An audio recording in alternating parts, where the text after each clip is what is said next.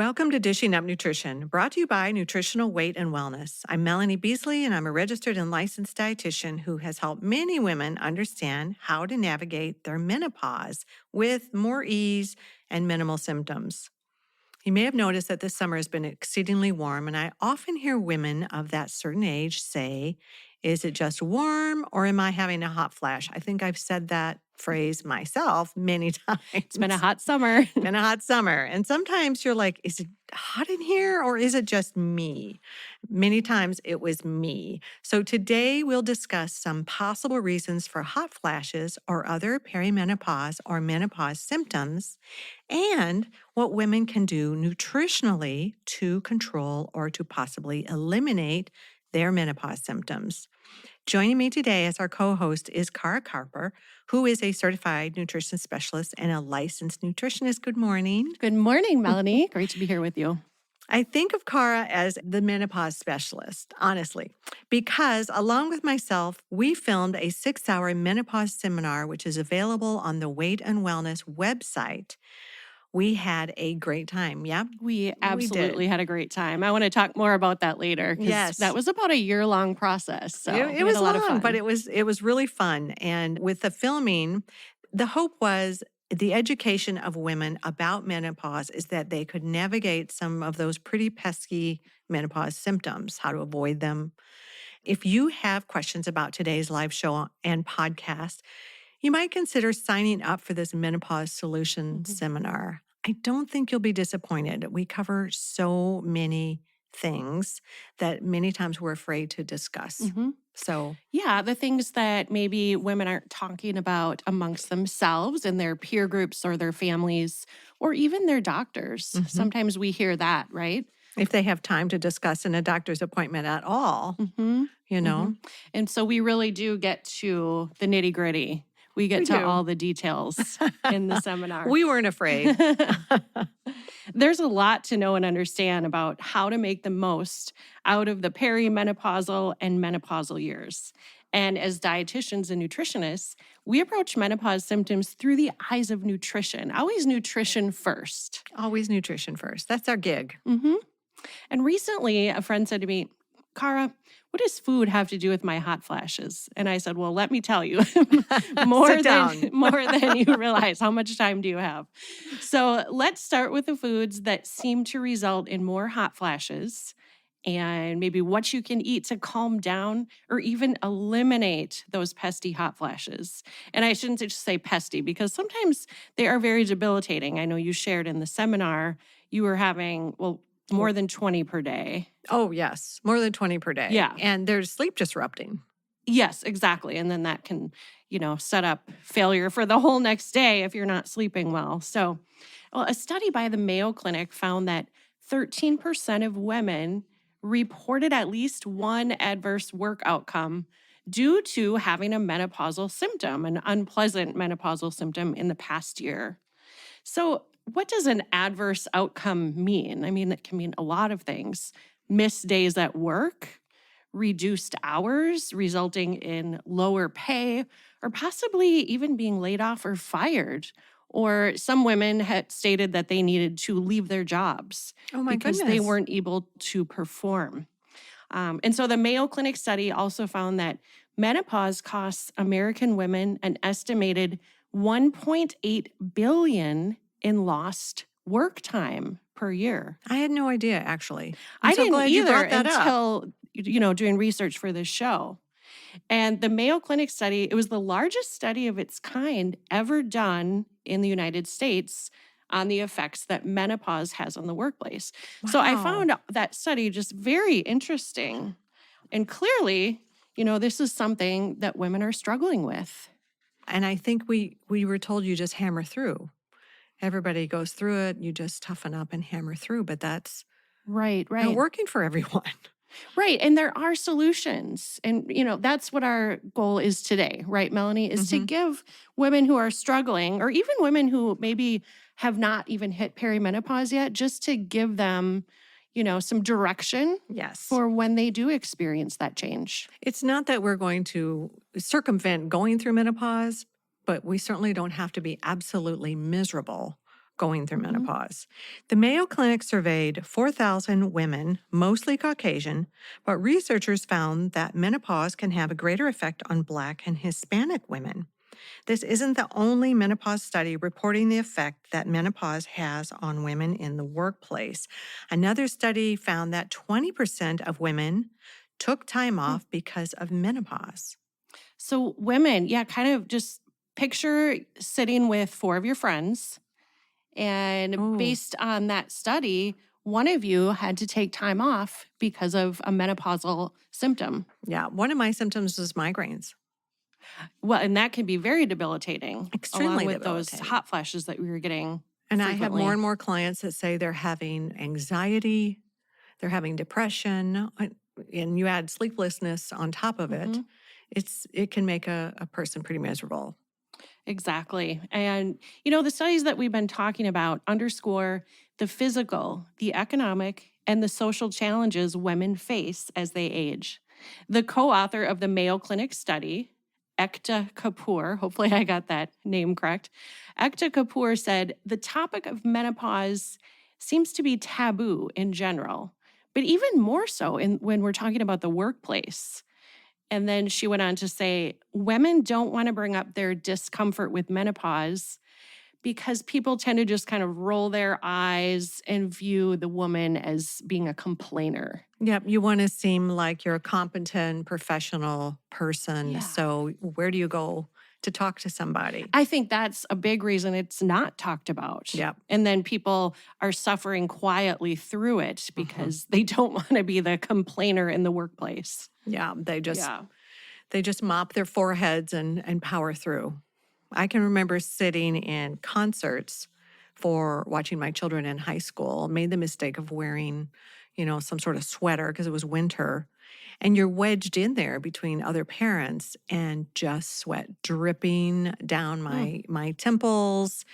Oh, how uncomfortable. so And not a way uncomfortable. to enjoy a concert. Had no idea what I know now. Hmm.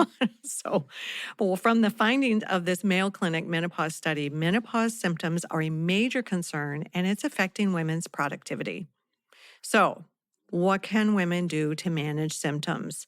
What foods lead to more hot flashes or mood swings, sleepless nights, the anxiety that we were talking about?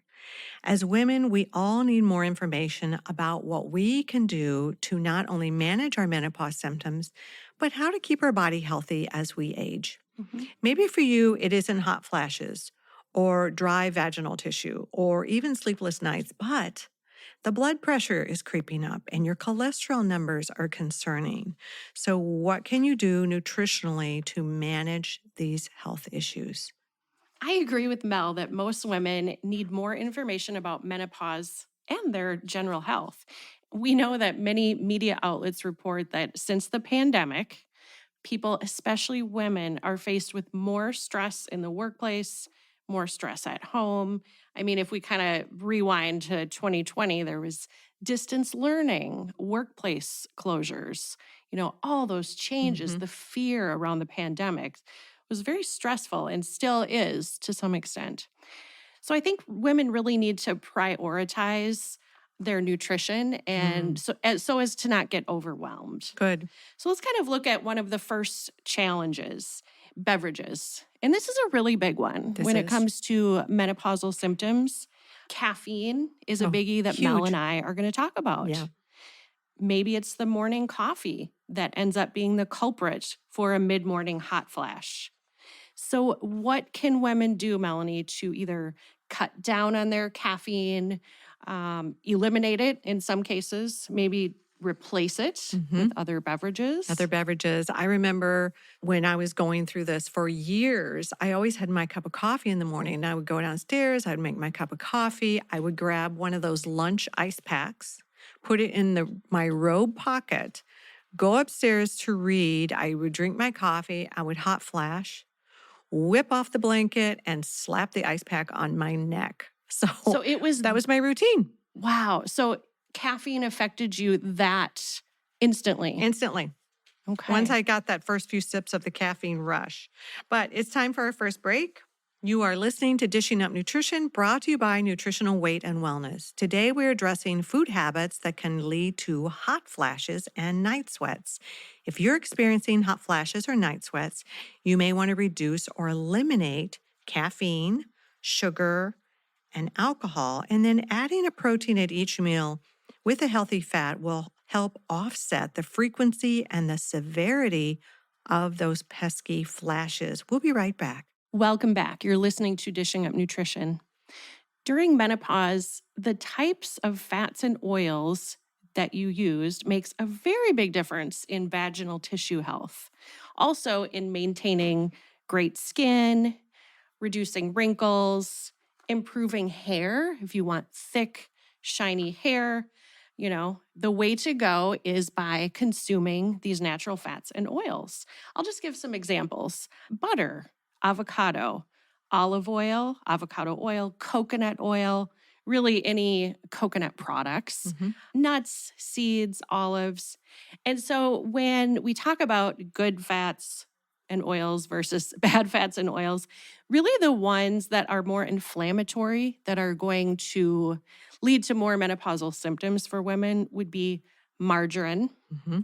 anything like a vegetable oil, soybean oil, corn oil, cottonseed oil is very refined and processed. And all of the processed foods typically contain these refined oils. So if you think Yes. about the freezer foods, the packaged foods, canned foods, Mhm. bakery goods. The more processed it is, I had forgotten salad dressing at work, and I thought, well, I'll zip into the grocery store that was nearby. I read 18 salad dressings and could not find one that didn't have soybean oil, canola oil, or sunflower oil, which is actually a very processed Mhm. oil. It's not what we think, where it's just That's cold another one pressed to avoid, sunflower sunflower. oil. So it was a battle. I ended up buying a jar of olive oil and some Mm. vinegar.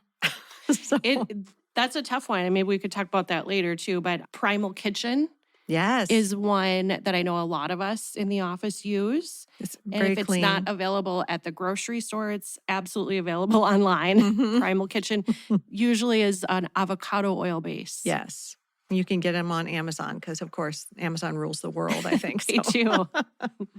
So, I guess to wrap up, like healthy fats, we need these healthy fats to kind of lubricate. I like to think of it as lubricating from the inside out, whether it's our skin, our hair, all of the tissues, including the vaginal tissues, need to be hydrated mhm. from our healthy fats that we're eating. So a little interesting, there's product, Cool Whip, which we all grew up with. And I love to ask a class when I'm teaching a class, what is the one food component that is in this container? And everyone says, well, is it cream? Nope. Is it this? Is it that? The only thing that's real food in that container is water. Oh, interesting. I mean, I feel like I knew that, I but it's grew been up with so that long stuff. Yeah. since I've looked at a Cool Whip label. Yeah. Yeah. So get the real cream, whip it up. You're going to do a Yeah. body good. You're And talking it tastes about the delicious. heavy whipping cream in the carton. The heavy organic whipping cream in the carton that our mothers used. It's delicious too. Yes. Well, my grandmother used. So, well, working with my clients, we decided to try, circling back to the coffee issue, we decided to try cutting their coffee from maybe 2 cups to 1 cup of regular and 1 cup of decaf, or maybe just half and half, to do it slowly because I don't want them to want to poke me in the eye when they get that headache or those withdrawal symptoms. But I just have them wean it really slowly. It takes usually about a week and to cut that coffee back. But when they slowly reduce their caffeine intake, usually there's fewer hot Mhm, flashes and they sleep better. So mhm, just a little small side note, if you're going to decaffeinate, you want to go to decaffeinated coffee, find one you love. But we recommend organic and water processed to avoid any harsh chemicals that are used in the chemical process of decaffeinating coffee. So mhm. water processed and organic. And then wean yourself slowly. I personally am such a weak link when it comes to caffeine. If I have a decaf, especially from like a coffee house that's really strong, If I have a decaf after 3, there's enough caffeine in that decaf, Mhm. I won't sleep well. I wonder if listeners are aware that decaf does have a little bit of caffeine A in little bit. it. I don't hot flash from it, Yeah. but I'll toss and turn and do that surf sleeping that Mhm. makes us so miserable. It's important to know. Yeah, because I'm sure there are folks out there that are just as sensitive as you to caffeine. And so I wanted to also give a little tip coming from myself, who I'm pretty sure is going through the change. And Melanie, I do want to share a quick story. When we were filming the menopause seminar, Yeah. that is when my hot flashes started. And I thought to myself, The there power must of be a suggestion, reason for was it, Cara? this. I truly think that it occurred so that I would feel more empathy Oh, towards yeah. women that Mhm. are going through this. Mhm. Being under those lights and, it was hot Mhm. and we filmed long days. So it was just very interesting Well, you timing. handled it beautifully. Yeah, I don't think I even knew that. Yeah, I don't think I knew what was occurring at the time. In hindsight, oh yes, 52 years old.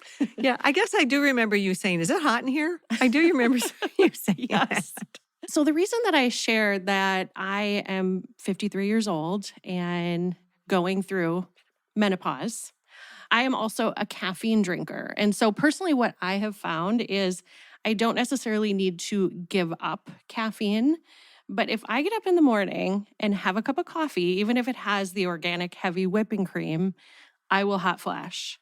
However, if I pair that with a breakfast that contains protein, healthy fat, maybe some eggs cooked in butter, saute a little spinach. So I have my protein, my healthy oil, and my veggie. And not on an empty stomach. It's not on an empty stomach. So the caffeine does not spike my blood sugar as much. That's interesting. And then it does not come crashing down as quickly, which biochemically is one thing that can lead to more hot flashes. That makes sense. You're literally buffering the effect of the caffeine, so it is seeping in slower. Yeah, I Mhm. wish I would have had your wisdom back in the day. Yeah. And not everyone can handle caffeine, though, even with a protein fat veggie meal. Mhm. So I just wanted to share my personal Yeah, that's good experience with that. information. And when we're talking about coffee, there's different kinds of coffee. The kind that I have is black coffee that I brew at home, organic, chemical free, and I put some heavy organic whipping cream in. What about the fancy coffee drinks when you go to the coffee shop? I wonder if listeners realize how those drinks affect hot flashes and how those coffee shop drinks affect sleeping at night. I like to think of those, the zhuzhy sweetened coffee drinks. They're really like a heated up milkshake. If you took a milkshake that had coffee in it and you heated Yeah. it up, that's really what you're drinking. It can be deceiving, especially if you're not reading labels, looking for sugar content. But a 20-ounce salted caramel mocha contains over 500 calories. Most of those calories, though, are coming from sugar. It's the equivalent of almost 20 teaspoons of sugar, a couple hundred milligrams of caffeine. One regular cup of black coffee has less than 100 milligrams of caffeine and no sugar. So there's a difference, definitely, from brewing your own organic at home or getting the 20 teaspoons of sugar at the coffee shop. Yeah, yeah. Another study from the Mayo Clinic found that postmenopausal women who consumed caffeine had more hot flashes than those not drinking beverages with caffeine. So even your black tea might be triggering you. By reducing that caffeine, postmenopausal women usually have fewer hot flashes and night sweats. Mhm. So think about that when that might even be your iced tea. When we were talking about coffee houses, full disclosure, one of the things I'd like to do after a radio show is I would swing in and get a decaf coconut milk latte. That was my treat on radio show mornings. Well, I got to thinking about it. And so I started doing some research on the alternative milks and what they contained. They have sugar. Even if Mm. I didn't add sugar, I would add my own stevia. Mhm. So I started asking all of the 3 or 4 coffee houses that I go to, all of their alternative milks, coffee, coconut milk, almond milk. I never use oat milk. It's just so high in carbs and Mhm. processed. But yeah, they're full of sugar. That was so wise to make that inquiry because I don't Yes. even know that I would have thought of that. But certainly, yeah, the dairy replacements, Mm-hmm. unless they're unsweetened, which apparently they're not at the coffee shops, they're Yes. going to contain sugar. So now my treat is an iced black coffee. Sure. And then I put my own stevia in. But, well, it's time for our next break. You're listening to Dishing Up Nutrition, brought to you by Nutritional Weight and Wellness. If you are having sleep problems, hot flashes, mood swings, anxiety, and just overall menopausal weight gain, let me suggest making an appointment for a nutrition therapy appointment with one of us, one of the nutritionists or the dietitians, and let us help you get back to feeling like your old self again. So, or maybe even better than your old self. And I want to add some symptoms to the mix might be loss of libido or memory issues. It's amazing what good nutrition can do. It is like magic. So, think about setting up an appointment. Check with your insurance. The appointment may be covered. I see clients at our Egan office and, of course, virtually. We'll be right back. Welcome back to Dishing Up Nutrition. I'm Cara Carper, a licensed nutritionist. I'm here with Melanie Beasley, licensed dietitian. And we're talking about hot flashes, night sweats, menopausal symptoms, and how women can reduce those by using the right nutrition. A lot of clients complain about dry, brittle, maybe coarse hair. So, what is going to help with that issue? Well, of course, we know to drink water. I mean, ideally half of your weight in ounces, so take however many pounds you weigh, divide by 2 and strive for that many ounces per day. So we know about water, but also fats and oils and essential fatty acids can be very helpful for tissues and hair and nails. So the essential fatty acid is called GLA, gamma linolenic acid. That is helpful for dry skin, dry hair, nails. And then there's the essential fatty acid called DHA. And that's helpful for anyone struggling with dry eye. So, we always say start with food, start with your nutrition first. And that looks like including at least a tablespoon of natural fat or oil, or the equivalent of a tablespoon with every meal and snack. Maybe you like pumpkin seeds. Maybe you like walnuts, avocados. Avocados would be, half of an avocado as a serving, a tablespoon of olive oil or coconut oil. Those are all, again, hydrating from the inside out. Yeah, that's really good information. So I still want to talk a little bit about the coffee house drinks because they're so popular.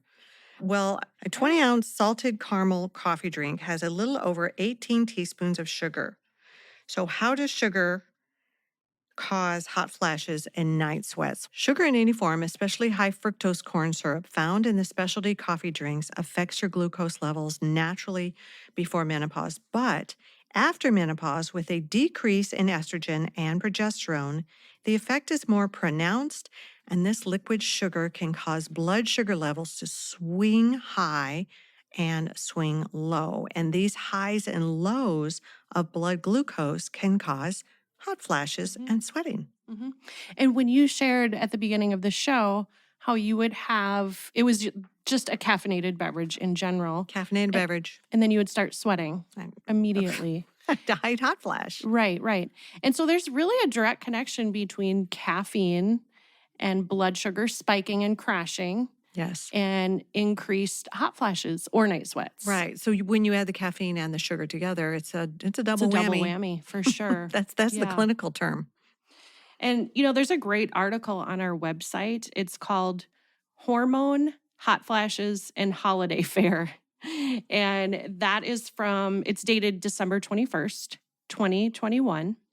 And in our Menopause Solutions seminar, we describe the connection between sugar and hot flashes with a little bit of humor. So I think this is good though. People will remember this. Every time you consume 1 teaspoon of sugar, that's 1 more hot flash. So if you want to eliminate hot flashes, if you want to eliminate 1 hot flash per day, reduce your sugar by 1 teaspoon. Per 1 day. teaspoon of sugar equals 1 hot flash. Yes. So if you're hot flashing 4 or 5 times, you want to look and see how much sugar you're consuming. Where's the sugar sneaking in? Yeah. And the coffee shop is just one example. Yeah. Sugar can Or even be the very coconut sneaky. milk when you unsweetened coffee drink, right? Yeah. So Yeah. it's important to read labels, look for added sugar, look for total carbohydrate contents too. That's good. Some of our long term listeners may know this equation 24 grams of carbohydrates on a label, that's 6 teaspoons of sugar. And how'd you get there? I took the total carbohydrates and I divided by 4. So if you take the total carbohydrates, listener, you divide it by 4, that's how many teaspoons of sugar impact you're getting in your bloodstream. So you don't need to look at added sugars, blah, blah, blah. Look at total carbohydrates. So think of if you're having breakfast cereal. Look at the box. What's the total carbohydrate per serving? Divide that by 4. That's how many teaspoons of sugar you're getting before you even add sugar to the cereal. And that's an example of, a breakfast that would create higher blood sugars leading to that crash, Yeah. which would lead to more hot flashes for most women. Yes. Yeah. Yeah. Well, as long as we're talking about beverages that are linked to hot flashes, let's talk about wine. How does 1 or 2 glasses of wine lead to hot flashing or night sweats? Again, let's look at what the Mayo Clinic says about menopause and alcohol. Dr. Juliana Kling of Mayo Clinic Health Center in Arizona says that alcohol during menopause can worsen symptoms and increase a woman's risk for serious health problems like heart disease and osteoporosis. Also, Dr. Kling says that alcohol can make it harder to get a good night's sleep. While many people believe a glass of wine might help to make them sleepy, alcohol disrupts the quality of the sleep. In addition, alcohol is associated with a higher risk of breast cancer. Think about that. What are your priorities? And then you get to make the decision. And the reason that we're talking so much about beverages, caffeinated beverages, and beverages containing alcohol is because those really are 2 of the biggest culprits when it comes to hot flashes, night sweats, and other menopausal symptoms as well. We haven't talked a lot about weight gain, Right. but certainly alcohol can lead to more weight gain, especially during menopause. And sugar. And sugar, yeah. So those are really the 3 biggies: caffeine, alcohol, and high sugar or high carbohydrate foods as well. And when we focus on eating real foods, they're naturally no sugar added. They're naturally no caffeine, right? They naturally are balanced. So Yeah, absolutely. It's more of the processed foods that are going to contain, either the caffeine, the sugar, the bad fats, things like that. yeah, there's a popular beverage right now that someone asked me to look at the label. They said it's like has energy. It's sweetened with stevia, helps with quote unquote natural energy. And when I read it, yes, it's sweetened with stevia, but it's loaded with caffeine. Oh, yeah. They're advertising one positive thing about the beverage, but then there's all the caffeine in it. All the caffeine. Yeah. And it was natural because it was from coffee bean. Hmm. It just said coffee bean. Sure. So yeah, that's natural. But So important to, again, read the labels, look at the nutrition facts, look at the ingredients. ingredients is key, really. Yeah. Right there. Yes, exactly. I wanted to share something. My mother-in-law, Cheryl, she has given permission for me to share this story, but she struggles with hot flashes and night sweats. And whenever we get together for dinner, it's the discussion, wine or no wine. 9 times out of 10, she is saying, no, thank you, because I want to sleep tonight. Oh, yeah. It's a direct connection. And so I bet a lot of other women can relate to that too. So you get that initial sedative effect of wine that's relaxing, but unfortunately, it prevents you from getting into the deep REM sleep that gives us restoration, and that's when our bodies heal. So we just don't sleep well. We don't deep dive into the restorative sleep when we have alcohol.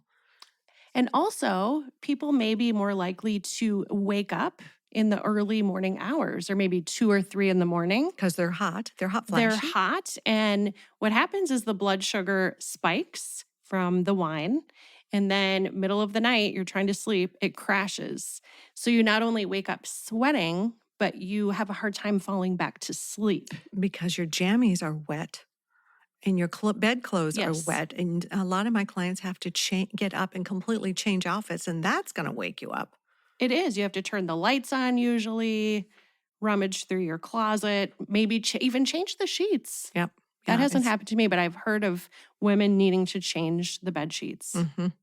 Yeah. So. It's miserable. It has happened to me. Thank goodness those days are gone. I want to bring up a client story. I have a client, she loves me now because this poor woman was waking up drenched. She not only had to change her pajamas and bedclothes once, but twice a night Mm. minimum because she would wake up drenched. And it really, when we looked at what she was eating, it really wasn't that bad, but she was overeating fruit and caffeine. She was eating real food, but she was really overeating a lot of fruit. And the natural fruit from the sugar was just too much. I mean, it's really hard to eat a half a cup of watermelon. Mm. So when we cut it back, she did so much better. It was a silly little change, but it made a big impact. So you are listening to Dishing Up Nutrition. I have a passion to help women with their bone health and avoiding osteoporosis, which can escalate after menopause.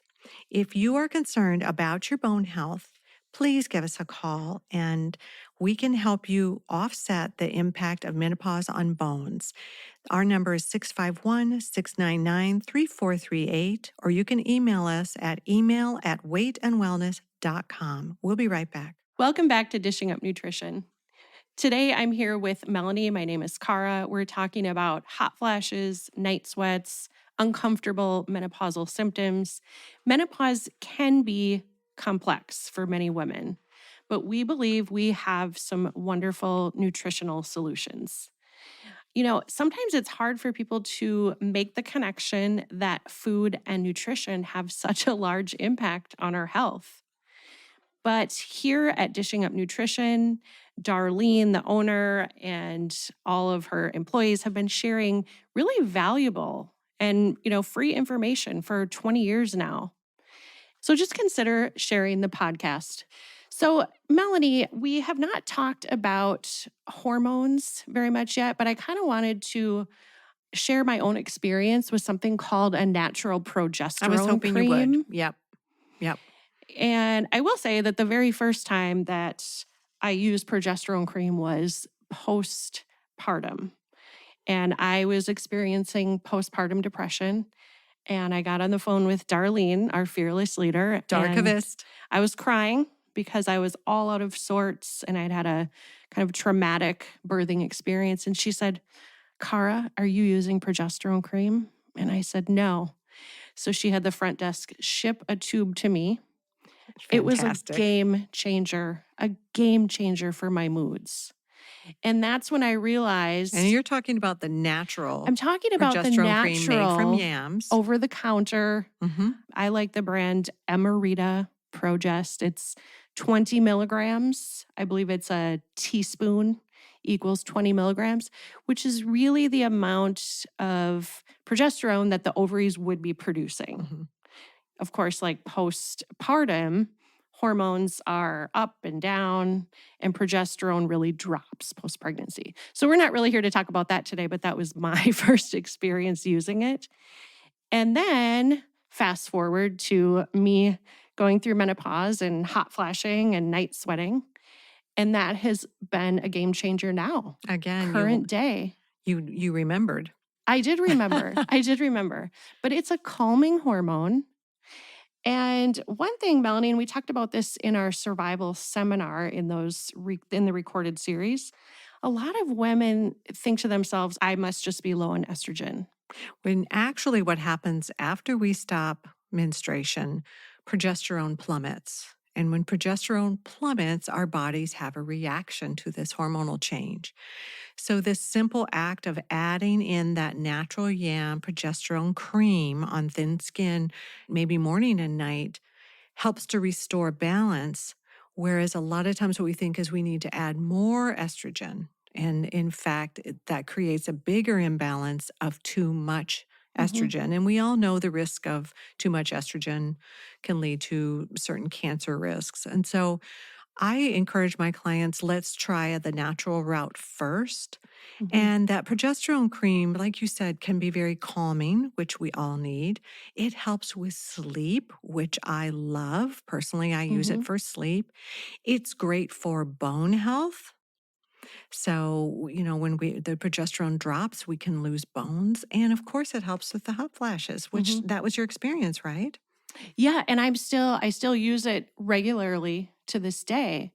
And when I run out of my tube, I do notice a difference. Yep. I notice, I don't have terrible hot flashes, but I do notice them coming back if I'm not using it 1 or 2 times per day, just on a regular basis. Yes. And it helps me sleep, which for me, being a recovering insomniac, Mhm. Mhm. I love that it helps me sleep. So, Yeah. Again, it's that and some calming people, it hormone. doesn't work, right? It's not, every individual is different. And that's why Yes. sometimes you need that guided assistance to say, well, let's try this. That didn't work, but we have other Yep. options. There are always other options. There's a lot, but it's figuring out the fabric of each individual, how they're put together, and what's going to work for them. But there Mhm. always are solutions. But starting with that food first and making sure that blood sugar is balanced, that is key. Sometimes that's all you need. Mhm. Yeah, and I wouldn't even recommend starting with the progesterone cream. Of course, I had already reduced caffeine, You and knew and it. I had paired my caffeine with a protein, healthy fat, veggie carb. I was eating regularly throughout the day to keep my glucose, my blood sugar levels Hmm. balanced, eating regular breakfast, lunch, dinner, 1 to 2 snacks. Yes. And Um, when you're saying carb, you're talking about vegetable carbohydrates because Vegetable that fiber predominantly. really helps us with the blood sugar balance Yeah, yeah, and it's going to prevent the high spike and the crash, yeah, which usually is what leads to more hot and flashes. anxiety. Yes, and that's We're another hot thing. and anxious when our Mhm. blood sugar drops. So I had already used all of the nutritional tools. So for me, progesterone was something that I added on just to even decrease hot flashes further. Yeah. But we encourage listeners, start with that food first and balancing blood sugar approach. And the caffeine. Look at caffeine intake, look at alcohol intake, and definitely start reading labels, looking at total carbohydrates and looking at how much sugar is in a lot of the beverages. And for many women, like you said, that is going to take care of the issue. Yeah. Yeah. The simple solutions Yeah. that we're within our grasp, we just didn't know. So if you are looking to what are some recipes? What are we talking about when we are talking about balanced nutrition? I highly recommend you can go to our website. We also have a cookbook, and we're so aware of this balance of animal protein, healthy carbohydrates, and the mostly vegetables, and those Mhm. healthy fats that Darkavist put together a beautiful cookbook. It's been updated. It's beautiful. There are colors and there are success stories in there. That's one avenue of some great recipes. One of my favorite is the Thai chicken curry. And what I love about in the cookbook is it has all the components, but at the bottom it says to Mhm. balance this recipe, which means to get all the components in to balance your blood sugar. Mhm. It'll have suggestions. And it also has suggestions on how to make something gluten free and dairy free. So, our website is also a lot of great free recipes Mhm. on there. They're not necessarily told to balance suggestions like it is in the cookbook, but I think we're pretty smart listeners out there that we can figure out, does this have vegetables? Or if I'm just picking pancakes, I probably need to add some sausage and maybe some stir fried veggies in Mhm. there. But Mhm.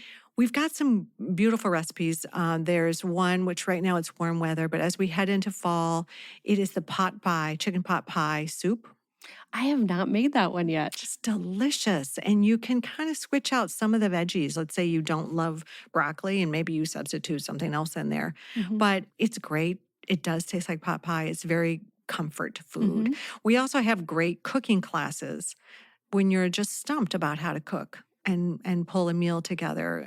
Chef Marianne has got some great cooking classes. They're very reasonably priced, and you get that video. So if you watch it and then you want to make it, you can watch the video again as you're putting The it video together. is sent. It's sent to you. Yeah. And I think you have access, I think it's 3 days, Mhm. and you get the recipes, of course. But Mhm. that's a great avenue. And that's a fun way to start transitioning into balanced eating. Yeah.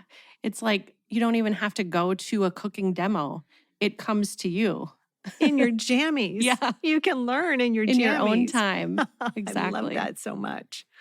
Also, we have a lot of great smoothies on our website. And the reason I wanted to highlight Oh, that is yeah. for maybe folks who aren't breakfast eaters and feeling a little rushed in the morning. Not all smoothies are balanced, but the ones on our website are. They do contain a good protein powder, a little bit of fruit. You can I always add some veggies and a healthy fat. Mm-hmm. And voila, you have your breakfast within about 15 minutes. Yes. Remember I was telling you about my client with the night sweats? Yes. That was one of the things that she was doing was she was getting these recipes off the web. She had like a banana, she had like frozen mango in there, and she had strawberries. And so it was so high in fruit sugar. Mm. It tastes delicious, I'm sure, but it was so high in fruit sugar that immediately, as soon as she was done, I would say within 30 minutes, she would hot flash. Oh, just too much fruit, too Too many much fruit. carbohydrates. Now, just to clarify, that was not from our website. That Nope. was just something she found. 'Cause- She did a Google on healthy, which it sounds healthy because it was all real food. Like I Mhm. said, she knew about eating real food, organic food. It was just that Mhm. tweaking the balance. Yeah, and some folks are more sensitive to So fruit sugars. Really, the next time you're asking yourself, listeners, is it warm in here or is it just me? And everyone else is saying, no, I'm comfortable. No, I'm comfortable. This might be a podcast to re listen. Our goal at Nutritional Weight and Wellness is to help each and every person experience better health through eating real food. It's a simple yet powerful message. Eating real food is life-changing. Thank you for listening and have a wonderful day.